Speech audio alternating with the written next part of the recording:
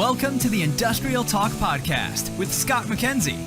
Scott is a passionate industry professional dedicated to transferring cutting-edge, industry-focused innovations and trends while highlighting the men and women who keep the world moving.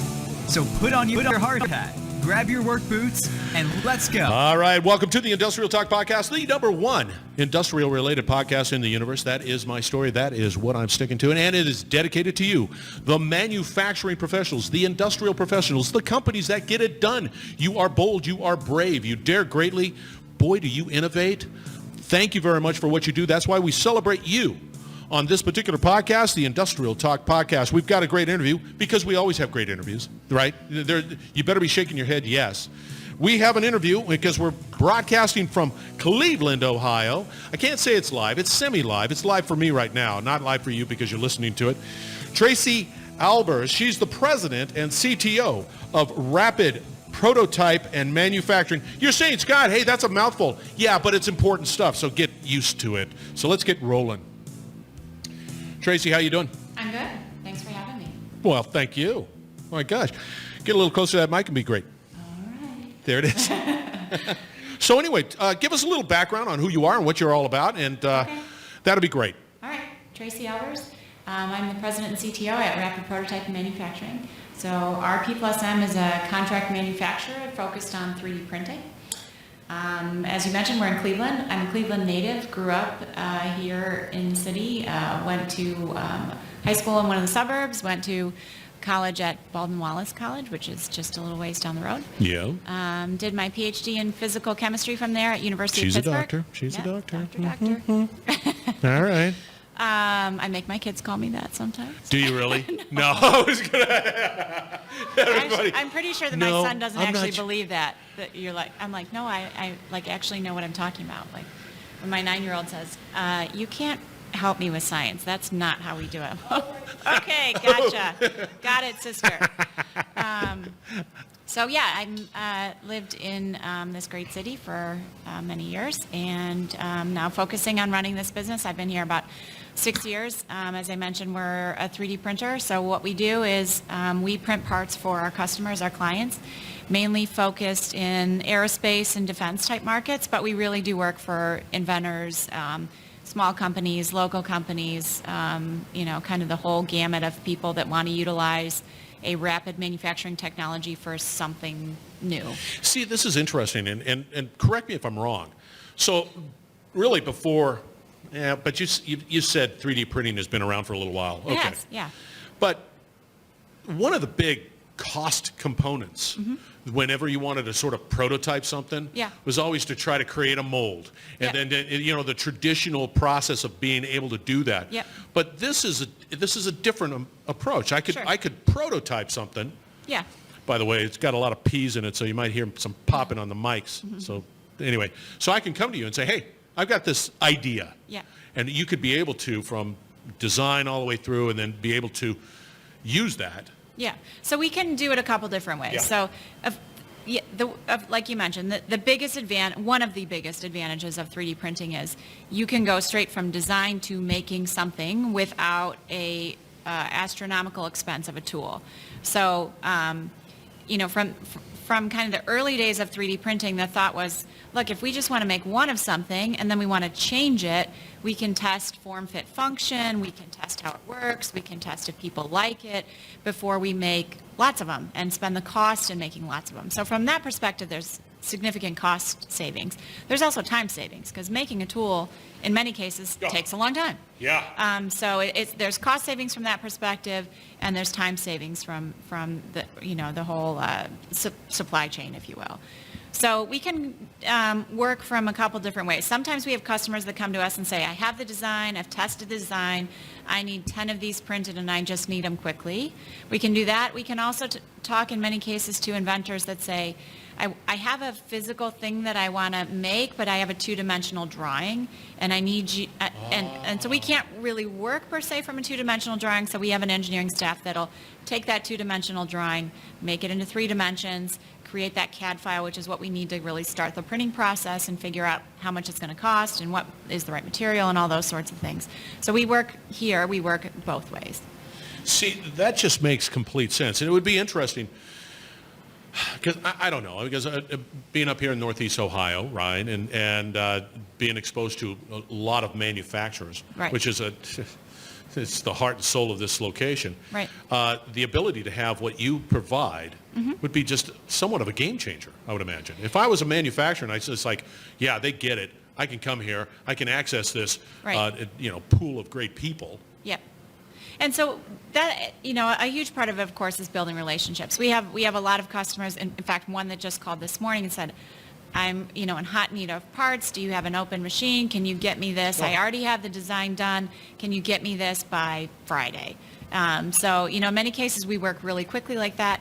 In many cases, with many of our aerospace clients, we'll quote projects and things that have a significantly longer lead time with, release quantities over a certain number of years. So we kind of work both, we run the gamut. So I have a lot of short-term things that are really opportunistic, right? So if somebody needs something and they need it quick, and we're ready, then we get jobs that way. Otherwise, we kind of have other customers that require significant more planning, that sort of thing. So I understand it. I see the value proposition. I see the value proposition of a company like yours within a very strong and diverse manufacturing base. I just see the value there. Where do you see it going? Where do you, today is today. So you can kind of think about this more by market. I think the hardest part is, where do you see 3D printing in 10 years? Well, it's going to be it's such a vastly different answer. In the early days, and I still believe this is going to happen, in the early days of 3D printing, it was, we're going to have conferences about 3D printing. We're going to talk about 3D printing technologies. And we're starting to move away from that now, because it's not just about 3D printing, but it's about manufacturing in a certain marketplace, right? Because what aerospace and defense needs is different than what medical needs, right? So to me, the 3D printer is just a new tool to push those particular markets further into what they need to service their customer base and their specific technology needs. Because there will always be a place for quick turn, cheap prototypes, right? Just make me this part so I'm the inventor and I can figure out if it's going to work. But then there's a totally different type of work that happens. Like, we're focused heavily in aerospace. So what the aerospace market needs is, as we were talking before, they need to know that if they order 5 parts from us and they need a 5-part release date in September, and then the next 5-part release date is in February, they need to rely on us to say, I have to tell the FAA that my 5 parts from September are the same as my 5 parts that you're producing then in February, and that we have a safety case for that, and that we understand how those parts are going to perform, and that we understand what machine they came from. So if there is an issue, we have lot traceability going back to the machine and the material and all those sorts of things. So for me, this is like grown-up 3D printing, right? This is not just whip something out of the machine and put it in a box and ship it. This is creating a reliable supply chain for manufacturing. To me, it's more, we just use a different tool to make the parts we make. But we have to have that same system in place that allows engineers to design for using the tool, that allows quality technicians to feel comfortable with releasing parts that have been made that way.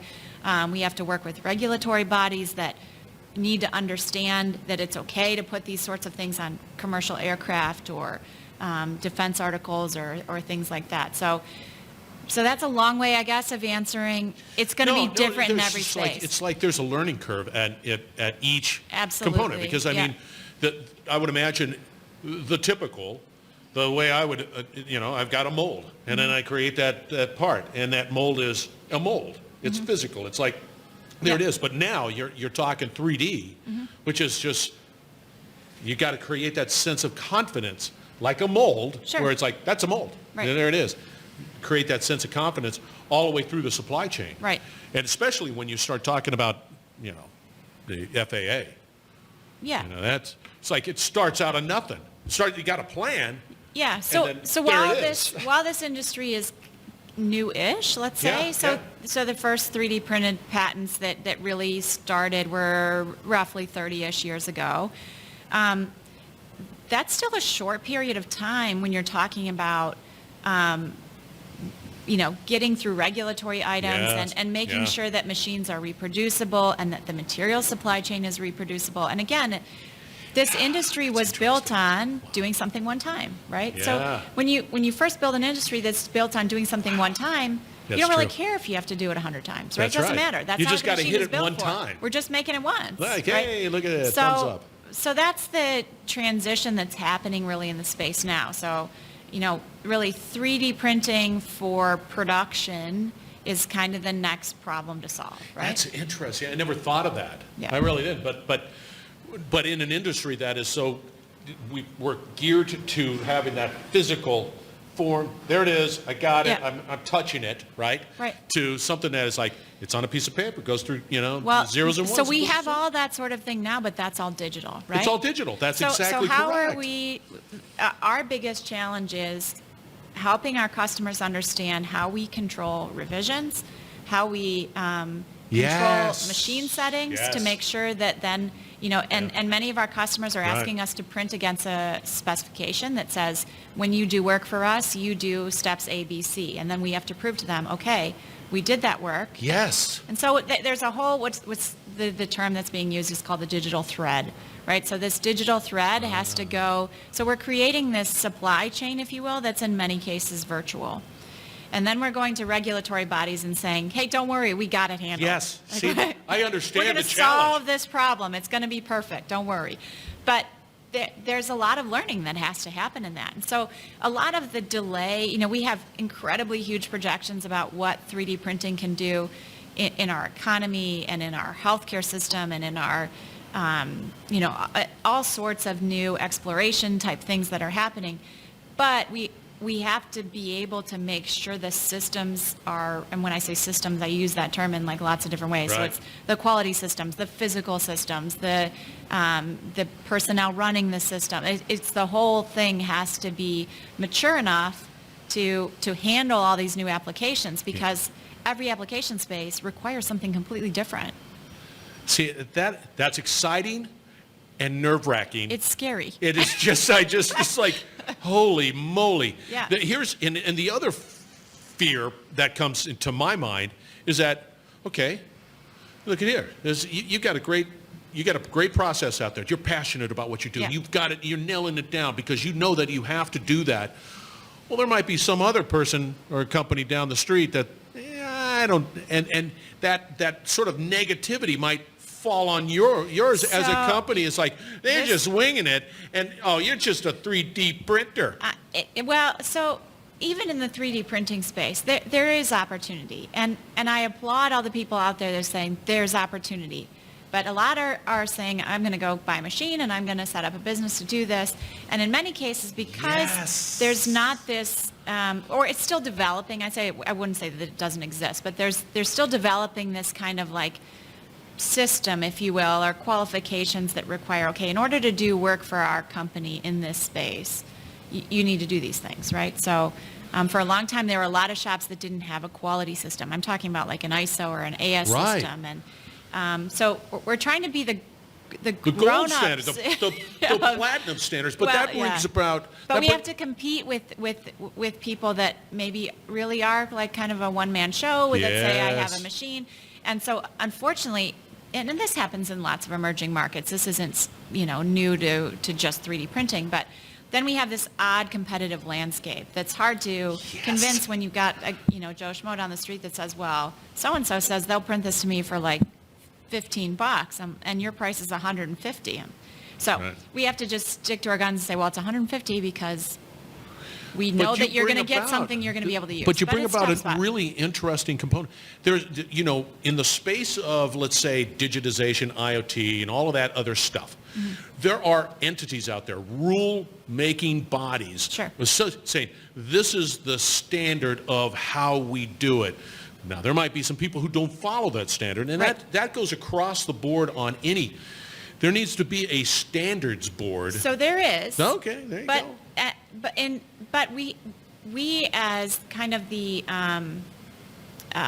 stewards, if you will, and there's other companies that are doing similar things, but we as the stewards of this technology have to also teach those standards bodies how these machines and this technology is different, right? So it's not going to just, to use the pun, it's not going to fit into a conventional mold, right? So we have to teach the standards. She's here till Friday. Yeah. We have to teach the standards bodies, the regulatory agencies, how this technology is different, but how they can use it to their advantage to help then the companies who just want to go and utilize it. See, this is just a fascinating. I talk about trailblazers, right? Mm-hmm. You're truly a trailblazer, not just because you I don't saw. always feel that way. No. Let's just sort of throw it out there. You are a trailblazer, and it's not just because I've been on YouTube and I could see a bunch of people doing 3D printing. That's fantastic. But no, you're really working to create an industry standard for this particular process that enables other manufacturers to succeed. Yeah. And to be able to turn that around. Can you write that down? I'm going to put it on my LinkedIn page. It's recorded, thank you. But that's what you're doing. Yeah. And that's the challenge. And as a manufacturer, let's say I'm not in it, and I'm looking for a solution like what you provide, my normal journey is Google. Mm-hmm. Oh, check out that. Also a little scary. And scary, and it's like information here, information here. I see the challenge. Yeah. But I'm looking out. I'm looking out at your floor. You've got some mad tech out there. Yeah, it's cool. Very high-end quality stuff. Yep. So it is right off the bat different. It's different. I mean, there's other people that do similar things to what we do. There's no doubt about that. We like to think that the service that we offer, or the quality that we offer, we've led a number of investigative projects under America Makes, which is our national institute, if you will, for pressing out new technology, mainly in the 3D printing space. It's centered in Youngstown, which is not far here from Cleveland. And so we've led a number of R&D type projects for them to help study this reproducibility issue. Yes. So thankfully for that and the exceptional team that I have here, we've been able to kind of put ourselves at the forefront of having the expertise around proving, if you will, that these machines can do the same thing over and over again. It's just right there. It's trust. It just gets down to, yes, I trust that I'm going to continue to get the same part over and over again without a physical something to touch. It's digital. Right. That to me is fascinating. So I'm a manufacturer, and I'm thinking, man, where do I need to? I need to spend some money, and I want to put a facility up here in Northeast Ohio. Why would that be a great decision for me? To do more 3D printing, or just be up here in Northeast Ohio? Well, I mean, Northeast Ohio is kind of a hotbed for manufacturing. We have lots of companies that are foundational companies that have existed in the manufacturing space for many, many, many years. A lot of people don't realize that they're in Cleveland. No, you just go down the interstate, and then you're looking at the businesses that are, and you go, what? Yeah. That's duct tape. Yeah. That's real duct they're actually tape. just down the road. Yeah. That's right. The duct tape. We're just like, wow, that's duct tape. Yeah. There it is. Yeah, so for us as a small business, this is the perfect place to be. It is. Because we have a ton of customers that sit within 30, 40, 50 miles of us. See, that is fantastic. And we like to, we all work really well as a team, I would say. So, the company that I'm running, RP plus M, sits inside of a larger company that does injection molding. We work together with our customers and clients. We are active at referring of the other companies around to one another. So it's a great place to be located. Yeah, I like it. Yeah, I like it a lot. That's just me. Yeah. All right. Hey, Tracy, are you active out on LinkedIn? I am. So if somebody says, I'm tired of looking on YouTube for 3D printing, I'm going to LinkedIn and I'm going to find Tracy. Well, you can find me on LinkedIn. Yeah, I think I may not be the best at social media, but I'm out there. And well, I'm just telling you, how do I get a hold of Tracy? The best way. LinkedIn is probably a good way. Okay. Also, the company has a website, rpplusm.com. And that's a plus as in the physical plus, not the internet PLUS. doesn't like plus signs. Oh, so we got a challenge with the domain. You gotta spell plus. Yeah. Okay, well. Okay. So www.rpplusm.com. All right. It'll be out there on industrialtalk.com. I'll make sure that it is definitely out there. This is fascinating stuff. This is fantastic stuff. It's pretty cool. It is cool. I try and tell my kids that every day. I'm like, you know what Mom did today? It's so cool. Well, and they're like, absolutely, you should go. It is cool. Do you bring trinkets? Some days it's cooler than other days. It's a business. What are you supposed to do? But do you bring trinkets home? It's like, check this out. I printed this out. There haven't been a few trinkets. My husband actually challenges me more why I don't bring home more trinkets. Try and focus on doing jobs that pay better than making trinkets for home. But it's classic trinket making. Yeah. But serious stuff, man. This is great. Thank you, Tracy, very much for joining the Industrial Talk Podcast. You're a rock star. I love Northeast Ohio, and that's why this is a great location for your manufacturing. Consider it. Look into it. Go out to definitely Team Neo. Got to find out more. Yeah, Team Neo knows what they're talking about. Yeah. All right. Thank you very much. We're going to be wrapping it up on the other side. You know not to go away. Thank you very much for joining the Industrial Talk Podcast. We will be right back. You're listening to the Industrial Talk Podcast Network.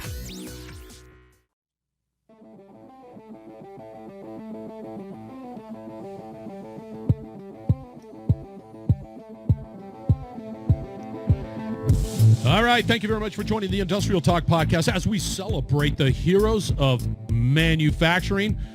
Tracy Albers, that's Albers. She's a doctor. She's got a PhD. She's president and CTO, once again, at a wonderful company called Rapid Prototype and Manufacturing. 3D printing. You heard it. It's exciting stuff. It's exciting technology. And they are at the cutting edge. You're asking yourself, Scott, how do I get involved? You go out to heroesofmanufacturing.com. That's all you got to do. Heroes of Manufacturing. Make sure you spell heroes right. And then you go out there and you say, Scott, I want to nominate somebody. Boom. There it is. Nominate somebody. I just want to receive information about heroes. Boom. There it is. Make it happen. Absolutely make it happen. All at heroesofmanufacturing.com. You can also go to industrialtalk.com where you will find this podcast as well as the video at that location. That's Heroes of Manufacturing on industrialtalk.com. All right, we keep on talking about this. You need to be bold. You need to be brave. You need to dare greatly. You need to collaborate, innovate, and educate. There is no time to waste. We need you out there in a big, big way, and we need your leadership. Do not lollygag. I am challenging you, each and every one of you out there, that you're going to connect, just like Tracy here, connect with people who are bold, brave, and dare greatly, and they're changing the world, they're changing lives. Thank you again for joining the Industrial Talk Podcast. We will be right back with another great interview, another great hero. So stay tuned, and thank you very much for joining.